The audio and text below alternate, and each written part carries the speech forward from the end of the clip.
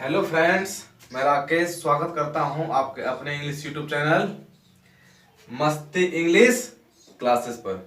पिछले वीडियो में आपने सीखा था प्रेजेंट कॉन्टिन्यूअस के एफर्मेटिव सेंटेंस को कि आप किसी भी एफर्मेटिव सेंटेंस को किस प्रकार ट्रांसलेट करेंगे। आज के वीडियो में आप सीखने वाले हैं प्रेजेंट कॉन्टिन्यूअस के निगेटिव सेंटेंस के। तो आइए अब बातें करते हैं प्रेजेंट इंडेफिनिट के निगेटिव सेंटेंस के बारे में।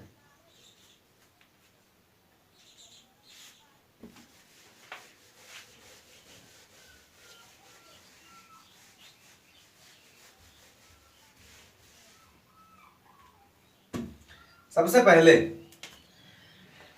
Negative sentence.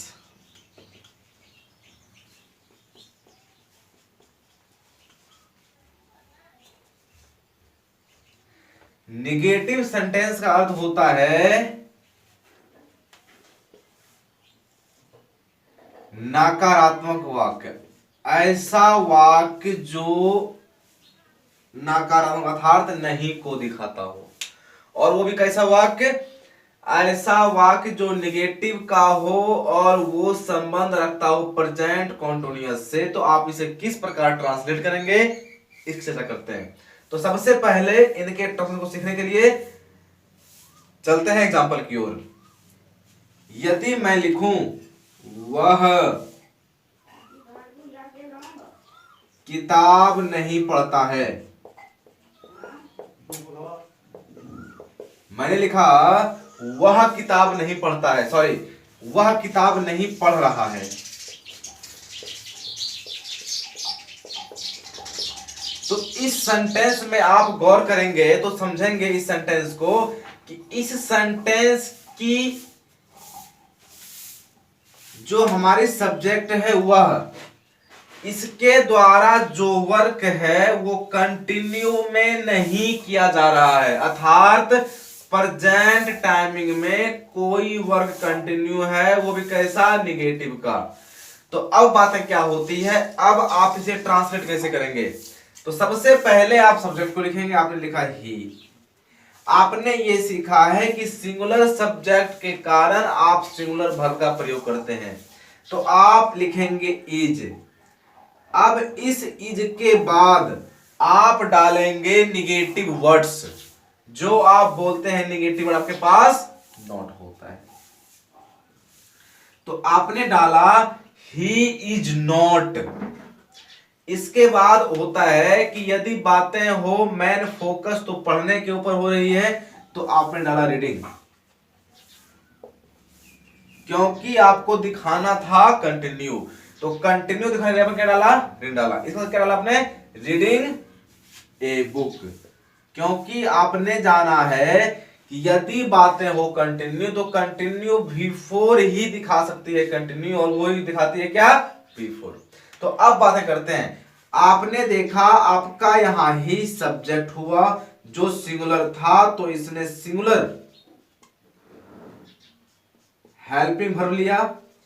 इसके बाद आपने निगेटिव वर्ड डाला जो एडवर्ब होती है। नॉट अब एडवर्ब क्या होती है इसे आप सीखेंगे एडवर्ब क्लास में, लेकिन अभी आपको सिर्फ निगेटिव सेंटेंस को फाइंड करना है। तो आपने नॉट निगेटिव वर्ड हुई, और आपने डाला बिफोर जिसने शो किया कंटिन्यू। तो यहां ये काम कर रही है मेन वर्ब का, क्योंकि आपने देखा यहां इज पहले से हेल्पिंग वर्ब दिया हुआ है। यहां आपके सेंटेंस के लिए एक काम कर रहा है आर्टिकल का, और ये बुक नाउन हुआ जो ऑब्जेक्ट या अदर वर्ड क्या है, बातें इसकी बाद में होगी। तो आपने जाना यदि बातें की जाए प्रेजेंट कॉन्टिन्यूअस की, तो प्रेजेंट कॉन्टिन्यूअस टेंस निगेटिव में कोई इस प्रकार का मीनिंग देगा वो सेंटेंस, जिसके मीनिंग को यदि आप समझेंगे तो आप पाएंगे कि वो वर्क कंटिन्यू में हो रहा था, लेकिन उसकी सेंस क्या थी? निगेटिव। तो आपने उसे इस प्रकार ट्रांसलेट किया। हमेशा एक बात याद रखना है आपको कि यदि किसी सेंटेंस की बातें हो तो पहले आप उसके मीनिंग को समझें कि उस सेंटेंस की मीनिंग क्या है। उसके मीनिंग के अकॉर्डिंग आप उन्हें ट्रांसलेट करेंगे। तो आइए अब मैं एक एग्जांपल और लेता हूं प्रेजेंट कंटीन्यूअस की जो निगेटिव की होगी।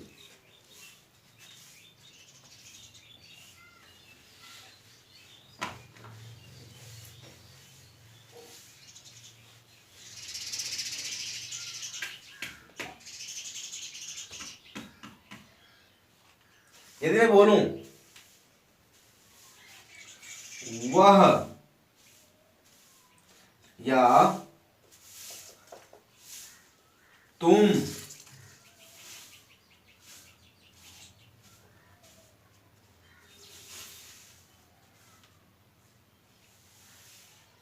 फल नहीं खा रहे हो,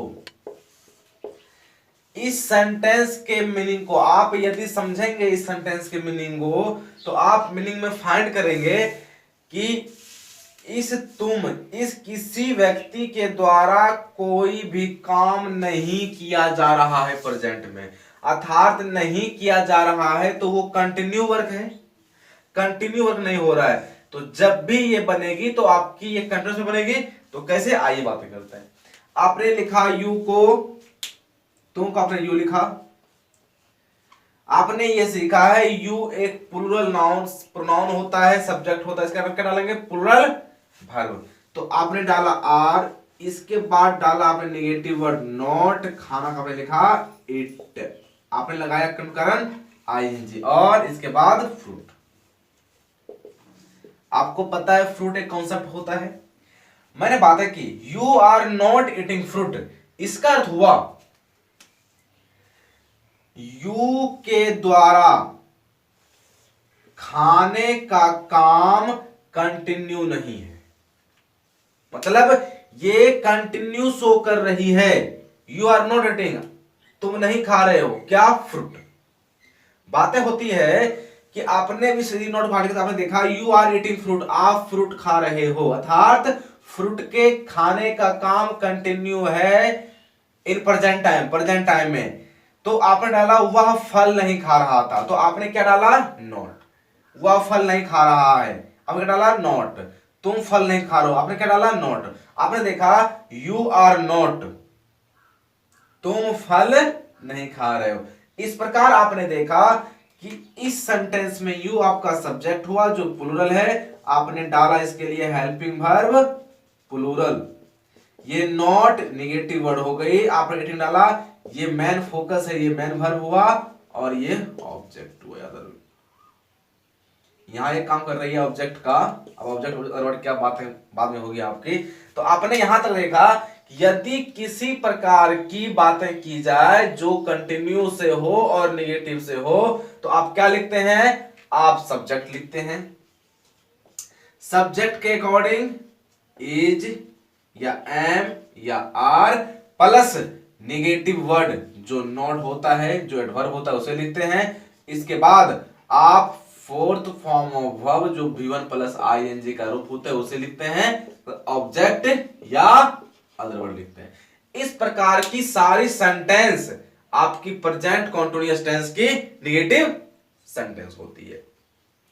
तो आपने यहां तक फाइनली सीखा कि यदि किसी प्रेजेंट कंटीन्यूअस टेंस के नेगेटिव सेंटेंस की बातें की जाए तो उसे आप सब्जेक्ट, उसके बाद सब्जेक्ट के अनुसार इज या एम या आर, इसके बाद आप नॉट डालेंगे, इसके बाद आप डालेंगे V4 जो होता है first form of verb plus ING का रूप, उसके बाद ऑब्जेक्ट या अदर डालेंगे।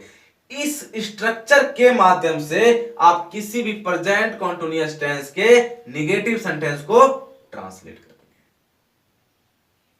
तो आपने नेगेटिव सेंटेंस के फाइनल स्ट्रक्चर को देख लिया कि उसकी स्ट्रक्चर क्या होती है और उसे आप किस प्रकार ट्रांसलेट करेंगे। तो अब आइए बातें करते हैं इसके इंट्रोगेटिव सेंटेंस की।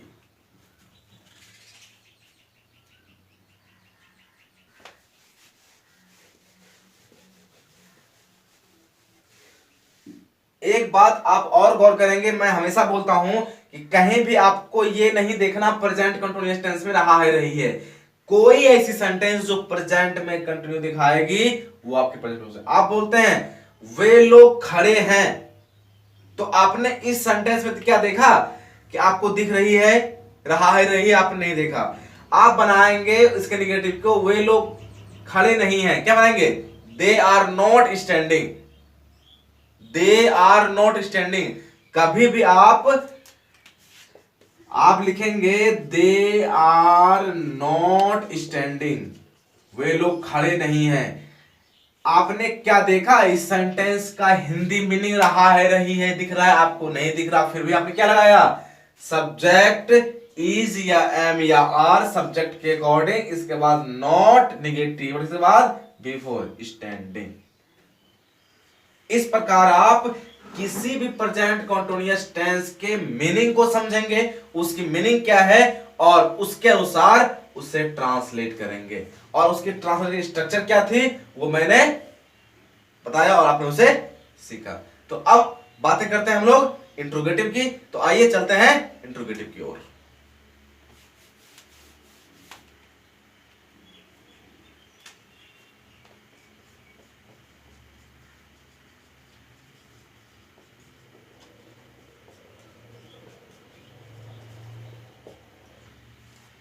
मैंने चर्चा की थी पिछले क्लास में, इंट्रोगेटिव आया है इंट्रोगेट वर्ब से।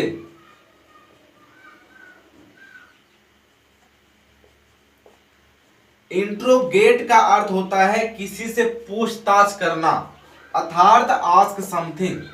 इसकी चर्चा मैं कर चुका हूं और इसके बारे में आप सीख चुके हैं।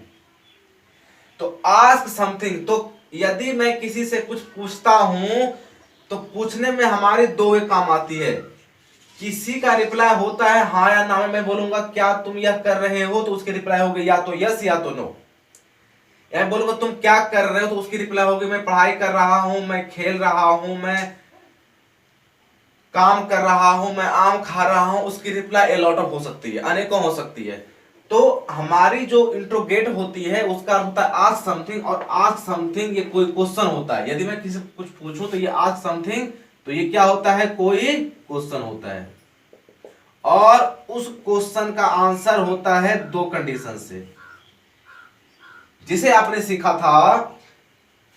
1 मिनट में इसको ऊपर लिखूं।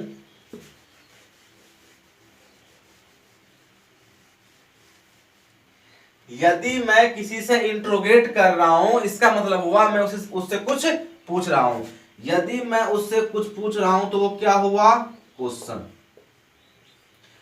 उस क्वेश्चन का रिप्लाई उनके द्वारा या तो होगा यस या नो में,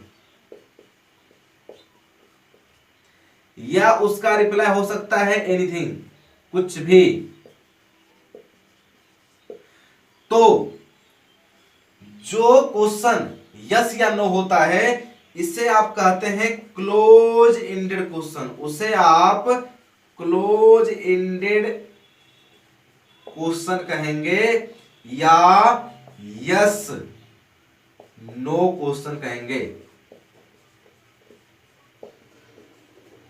और जिसका रिप्लाई कुछ भी हो जाए उसे आप ओपन इंडेड क्वेश्चन कहेंगे। तो अब यस नो क्वेश्चन या क्लोज इंडेड क्वेश्चन ये क्या होता है? ओपन इंडेड क्वेश्चन ये क्या होता है? इसकी चर्चा मैंने पिछले क्लास में की थी। ये आपको बखूबी पता है कि यस नो क्वेश्चन क्या कहेंगे, किसे कहेंगे आप? क्लोज इंडेड क्वेश्चन किसे कहेंगे, या ओपन इंडेड क्वेश्चन आप किसे कहेंगे? तो अब आइए बातें करते हैं क्लोज इंडेड क्वेश्चन की, जो इंट्रोगेटिव का फॉर्म होता है।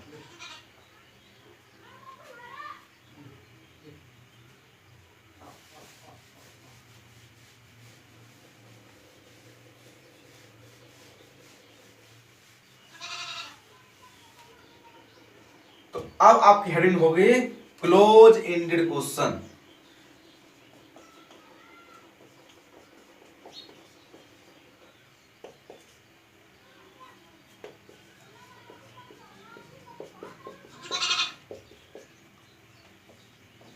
Close ended question. तो आइए अब बातें करते हैं हम लोग क्लोज इंडेड क्वेश्चन की। एक बार मैं इसको रिव्यू कर दूं। क्लोज इंडेड क्वेश्चन, ऐसा क्वेश्चन जिसका रिप्लाई एक बार में इंड हो जाए, तो उसकी रिप्लाई या तो यस में होगी या नो में होगी। तो वो सेंटेंस किस प्रकार की होगी, इसकी बातें करते हैं। इसके लिए आप एग्जाम्पल की ओर गौर करेंगे। यदि मैं एग्जाम्पल लिखूं, क्या वह गीत गा रही है, समझेंगे, क्या वह गीत गा रही है। इस सेंटेंस में आप देखेंगे क्या वह गीत गा रही है, इसका अर्थ हुआ कि मैं दिखा रहा हूं वह गीत गा रही है। कंटिन्यू, बिल्कुल। अब मैंने दिखाया क्या वह गीत गा रही है। मैं किसी से इंट्रोगेट कर रहा हूं, अर्थात मैं किसी से कुछ पूछने की कोशिश कर रहा हूं। यदि मैं किसी से कुछ पूछूं क्या वह गीत गा रही है, इसका अर्थ होता है कि उस व्यक्ति का रिप्लाई या तो यस में होगा या हम ना में होगा। या तो वो बोलेंगे हाँ वह गीत गा रही है, या वो बोलेंगे नहीं वो गीत नहीं गा रही है। इसके अलावे इसका कोई रिप्लाई हो ही नहीं सकता। यदि मैं आपसे पूछूं क्या आप हिंदी पढ़ रहे हैं या क्या आप इंग्लिश पढ़ रहे हैं, तो आपकी रिप्लाई होगी यस मैं इंग्लिश पढ़ रहा हूं, या आपकी रिप्लाई होगी नो नहीं मैं इंग्लिश नहीं पढ़ रहा। तो इसके अलावे आपकी रिप्लाई कुछ नहीं हो सकती। यदि इसके अलावे आपकी रिप्लाई कुछ नहीं हो सकती, तो आपने एक रिप्लाई में अपने क्वेश्चन को इंड किया। तो इस प्रकार की क्वेश्चन क्या होगी, क्लोज इंडेड क्वेश्चन। और हमेशा याद रखेंगे वैसा कोई सेंटेंस जो इंट्रोगेटिव का हो और उसकी रिप्लाई यस या नो में आ जाए, वो सारी की सारी क्वेश्चन क्लोज इंडेड क्वेश्चन होती है। यदि मैं बोलूं, सेंटेंस को लिखूं मैं, वह क्या गीत गा रही है, सेंटेंस ब्लंडर है। मैं बोलूंगा वह कैसे गीत गा रही है, तो रिप्लाई उसकी अनेकों हो सकती है, उसकी रिप्लाई एक नहीं हो सकती। तो इस प्रकार की सारी सेंटेंस जिसका ओनली और ओनली रिप्लाई यस या नो हो, वो होगी क्लोज इंडेड क्वेश्चन। तो आइए बातें करते हैं इसकी। सबसे पहले इस प्रकार के सेंटेंस में आप देखेंगे आपकी सब्जेक्ट क्या है। तो आप सब्जेक्ट देखते हैं, आपको वह दिखता है, तो वह को आप यहां देख रहे हैं क्या वह गीत गा रही है, बातें स्त्रीलिंग की हो रही है, तो आपने ये सीखा है, उसको आप सी लिखते हैं। आपने सी लिखा, सी। इसके बाद आप देखते हैं कि सी आपकी एक ऐसी सब्जेक्ट है जो सिंगुलर सब्जेक्ट है, उसे सिंगुलर वर्ब की नीड होती है। तो आपको पता है वर्ब टू बी का फॉर्म इज होता है, जो सिंगुलर। आपने क्या डाला, इज सी। मैंने बोला वर्ब टू बी का फॉर्म सिंगुलर में इज होता है, तो आपने डाला इज। क्यों डाला, क्योंकि आपकी सब्जेक्ट सिंगुलर थी। अब बातें देखेंगे, आप सेंटेंस को समझेंगे। तो मेन फोकस गाने के ऊपर हो रहा, तो आप डालेंगे सिंग, और कंटिन्यू होने का क्या डालेंगे इसमें आईएनजी। तो आपने डाला इज सी सिंगिंग। अब किसकी बातें हो रही है, एक गीत की, तो ए सॉन्ग क्वेश्चन मार्क। आपने देखा is she singing a song. आपने इसे कैसे किया, आपने इसे किया कि जब आपने देखा सेंटेंस में कि इस सेंटेंस में आपकी सब्जेक्ट सिंगुलर थी, तो आपने डाला सिंगुलर। इसके बाद में देखा कि सिंगुलर सब्जेक्ट के कारण मैं बातें करूंगा प्रेजेंट कंटिन्यूअस की, तो उसकी वर्ब इज या एम या आर होगी, जो वर्ब टू बी का फॉर्म होता है, जिसे आपने पीछे सीखा है।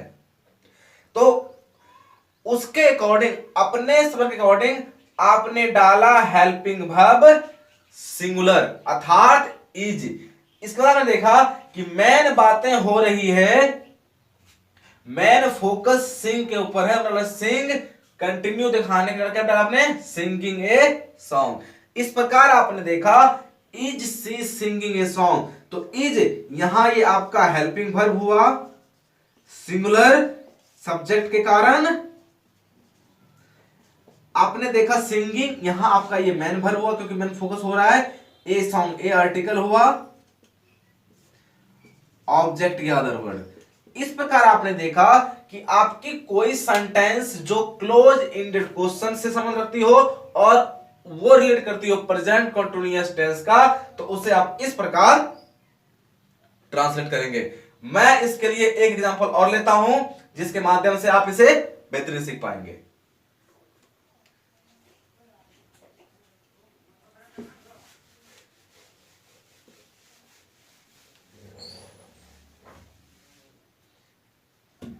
मैंने अगला एग्जांपल लिया,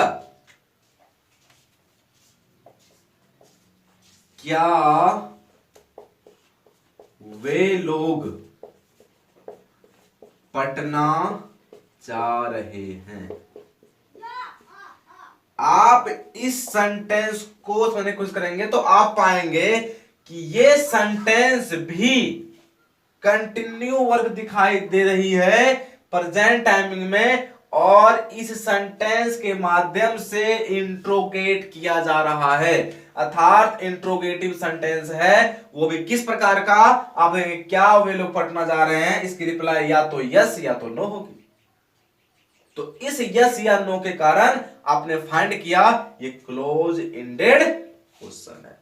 तो अब इसे ट्रांसलेट करेंगे किस प्रकार, आइए। आपने देखा कि इस सब टेंस में सब्जेक्ट की बातें की जाए तो सब्जेक्ट आपको यहां दिखता है दे, आपने यहां दे लिखा। आपने ये सीखा है कि आपकी सब्जेक्ट जो दे होती है वो प्लूरल सब्जेक्ट होती है, और आपने ये सीखा है प्रेजेंट कंटीन्यूअस टेंस में आपकी हेल्पिंग वर्ब इज या एम या आर होती है, जो वर्ब टू बी का फॉर्म होता है।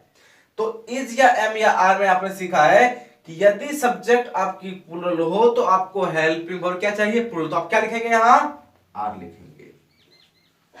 आपने लिखा आर दे। अब मेन फोकस हो रहा है जाने के ऊपर, तो आप लिखेंगे यहां are they going to Patna. यदि आप इस सेंटेंस को गौर करेंगे तो आप पाएंगे are they going to Patna, क्या वे लोग पटना जा रहे हैं। तो इसमें आपने देखा कि हमारी प्लूरल सब्जेक्ट जो थी इस सेंटेंस में, इसके कारण आपने डाला प्लूरल हेल्पिंग वर्ब। इसके बाद आपने देखा कि मैन फोकस गोइंग के बदले आपने क्या डाला, यहां मैन वर्ब गोइंग।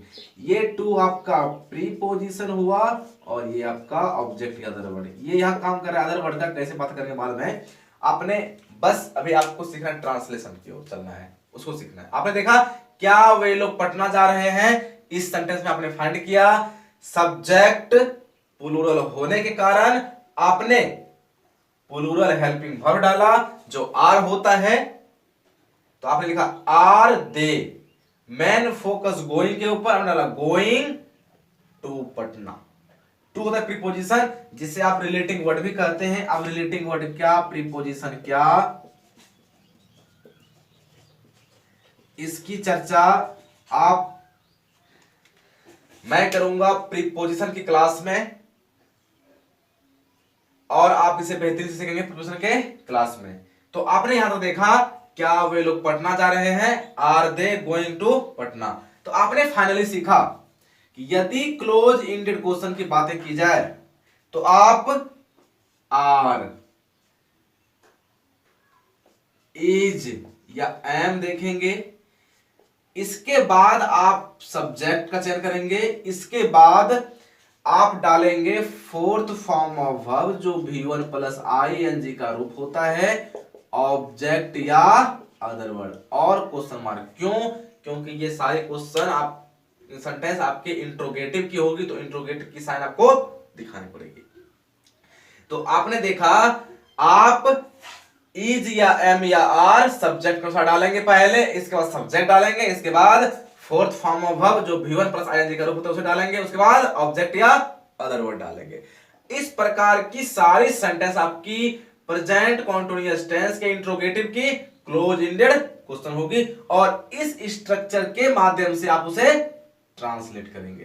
तो फाइनली आपने प्रेजेंट कंटीन्यूअस टेंस के निगेटिव सेंटेंस और इंट्रोगेटिव के क्लोज इंडेड क्वेश्चन को सीख लिया। आई थिंक आपको यहां तक की क्लास पसंद आई होगी और आपने इसे बेहतरीन ढंग से सीखा होगा। यदि आपको मेरी यहां तक क्लास पसंद आती हो तो आप अपने चैनल मस्त इंग्लिश क्लासेस को सब्सक्राइब करना नहीं भूलें और इसे दूर दूर तक शेयर करना भी नहीं भूलें। आपको यह प्लेटफॉर्म एक अलग कंटेंट प्रोवाइड करेगी जो आपके लिए बहुत ही यूजफुल साबित होगी। मैं हमेशा कोशिश करूंगा कि आपके लिए एक बेहतरीन से बेहतरीन कंटेंट लेके आऊं और आपको उसके माध्यम से इजीली वैसे अंग्रेजी को सिखाऊं। तो मिलते हैं अगले वीडियो में, तब तक के लिए नमस्कार, बाय बाय और जय हिंद।